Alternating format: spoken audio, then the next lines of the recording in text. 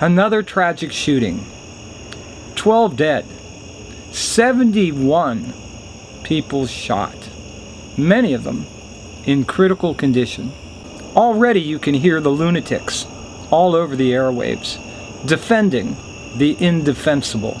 They're alarmed, not at yet another senseless firearm-related tragedy in this country, but by the prospect that those left-wing radicals will somehow use this incident as an excuse to take away all their guns. Don't politicize this tragedy, they say.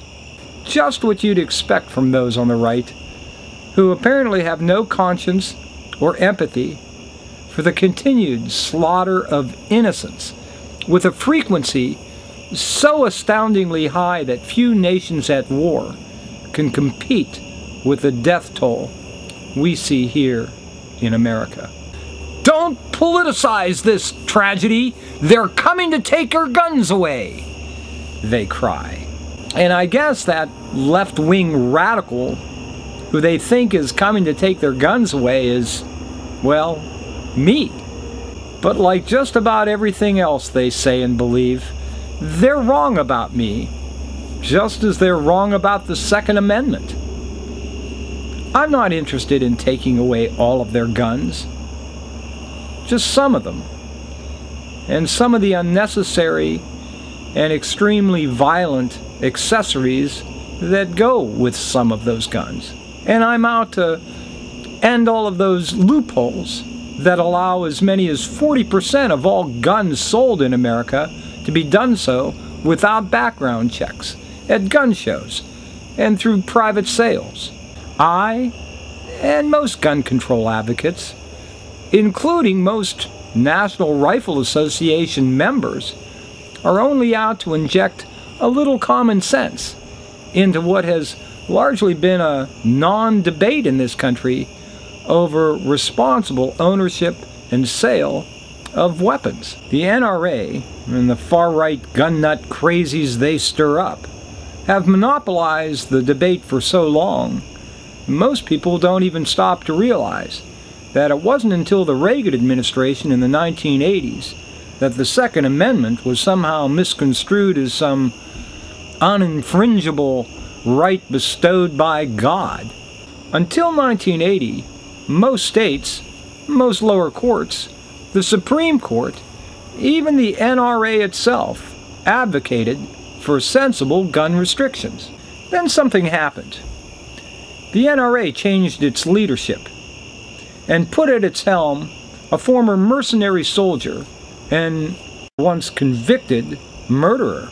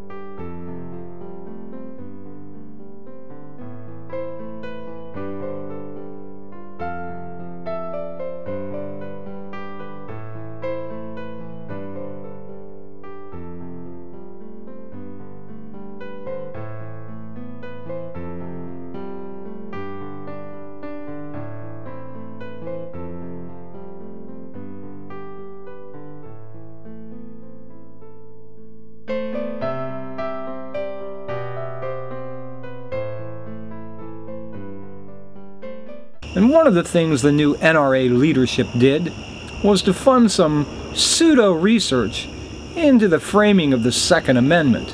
Armed with this bogus research and backed by a $2.9 billion a year gun industry, the NRA launched its first attacks at undermining the years, even centuries, of gun legislation in this country.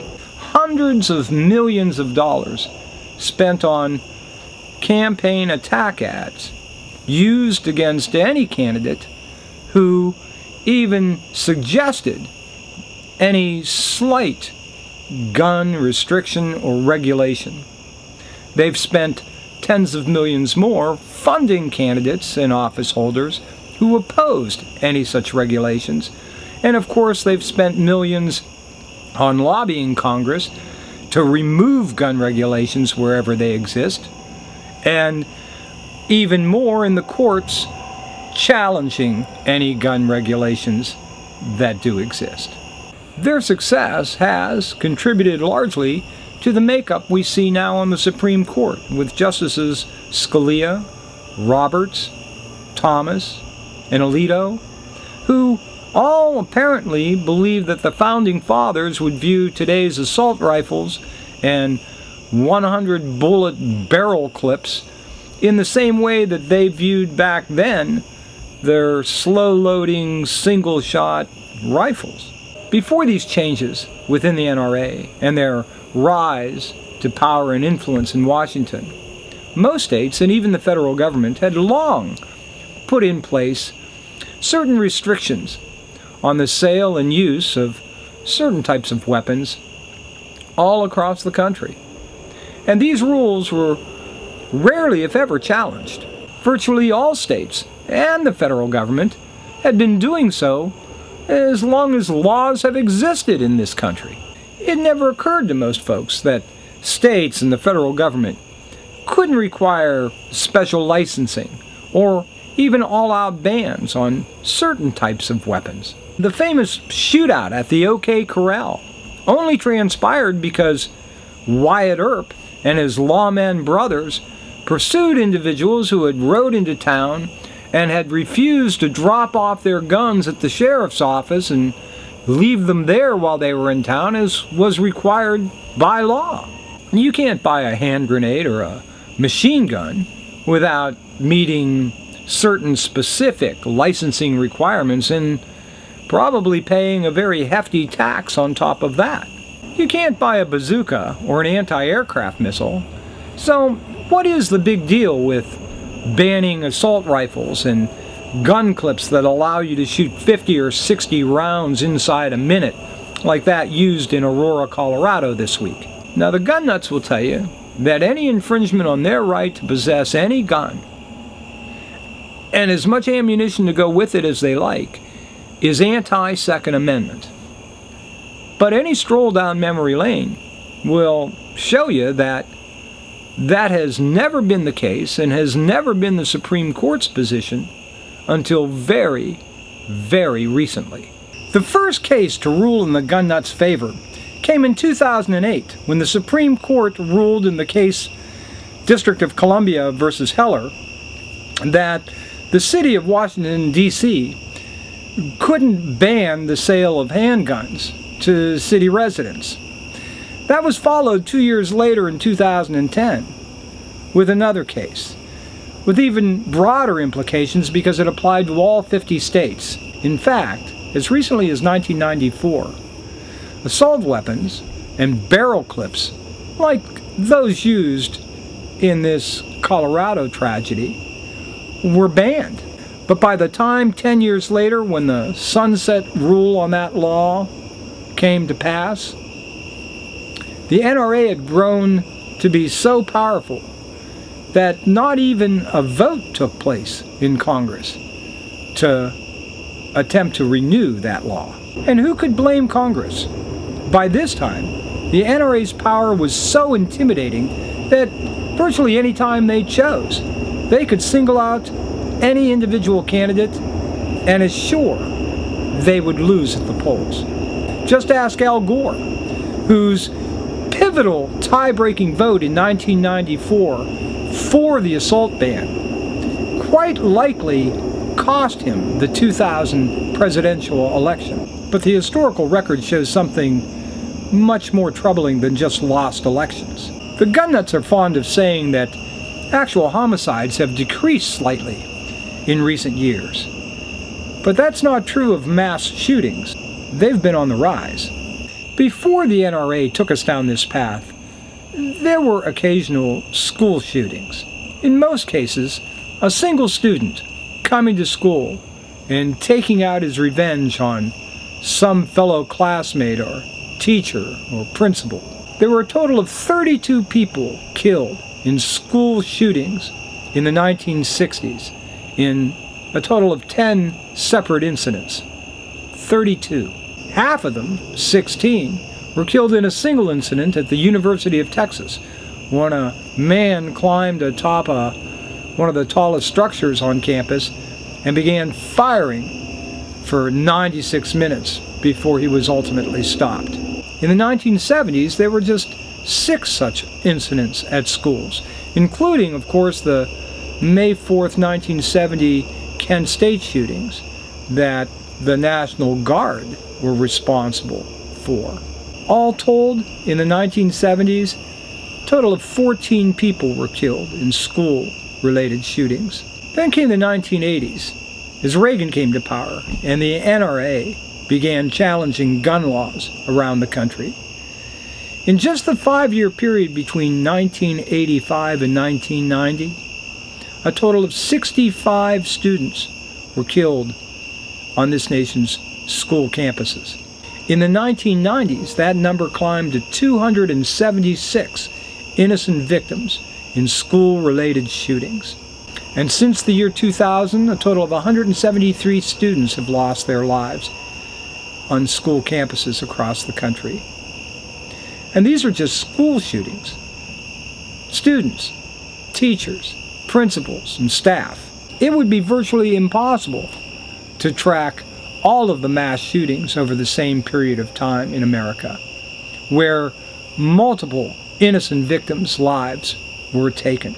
The Brady campaign for the prevention of gun violence attempted to create such a list from gleaning news articles over the last 8 years from this nation's newspapers.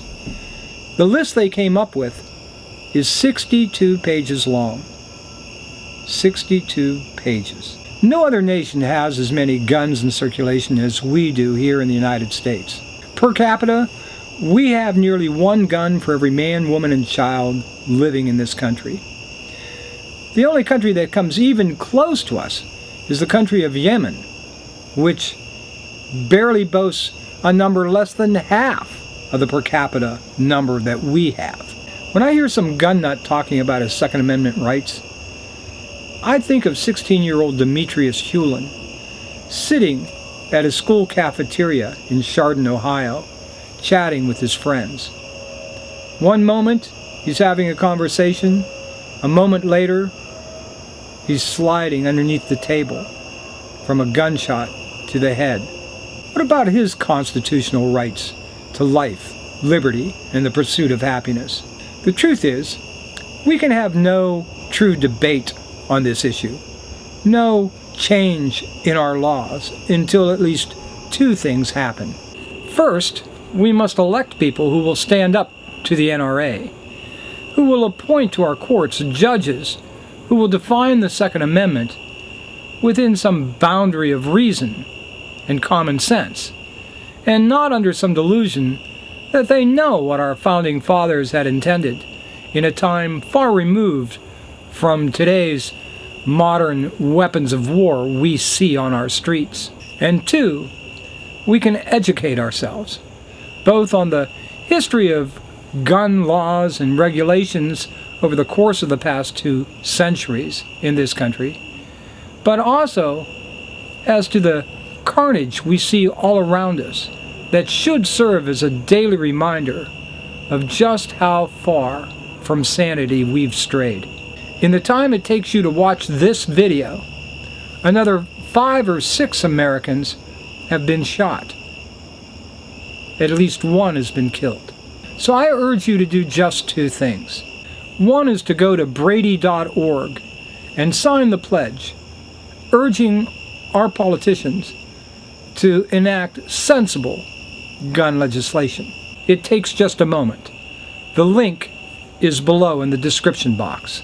The other thing I challenge you to do, regardless of where your views fall, is to take a few moments to read the article Battleground America, written by author Jill LePore, and the link for that is also below in the description box. The article was published by New Yorker magazine back in April. It will move you. It will educate you. If you do nothing else, read this one article. Do it. Read it. Then let me know what you think. I always welcome comments. And so I hope you'll chime in with your opinions on this issue, regardless of what your views may be. Thank you for watching. I'll see you next week.